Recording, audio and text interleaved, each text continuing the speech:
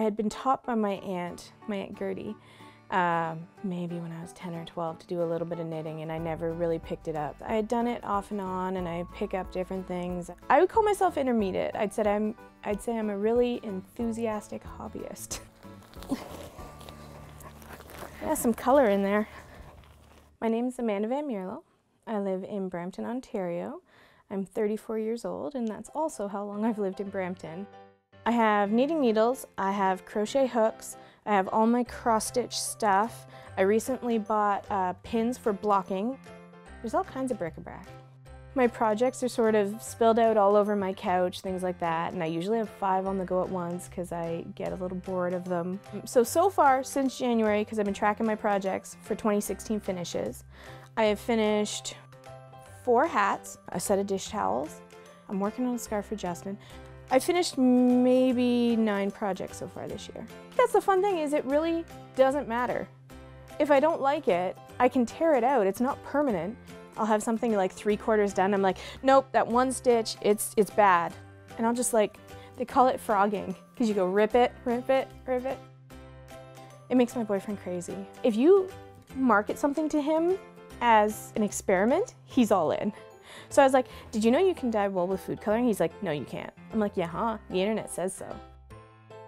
So you want your yarn to be saturated with the water.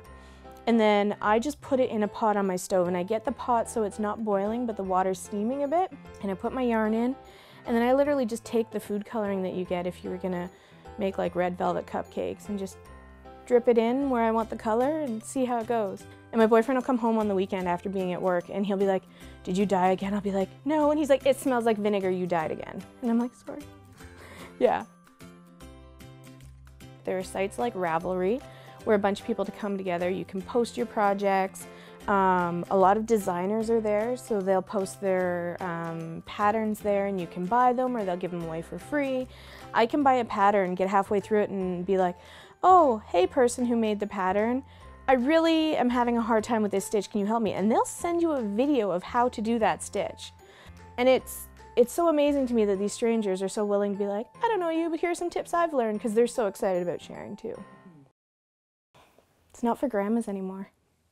A lot of grandmas, I'm sure, are still doing it, but it's crazy how many young people are getting into it. And I think you need to have something that's yours, that you love, that no matter what else is going on in your life, you can come back to, that centers you.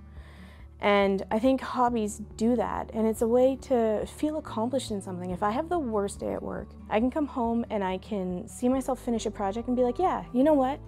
Even though I couldn't do anything right today in all of those other things, I've got this. And I love that. And I think that more people need something like that, that they can say, you know what, yeah, I can do this. I can create something, or I can contribute to something in a way that's meaningful to me. Also, a good thing to know if the zombie apocalypse happens, because then you're not gonna have to go out and fight zombies. So that's a good tidbit.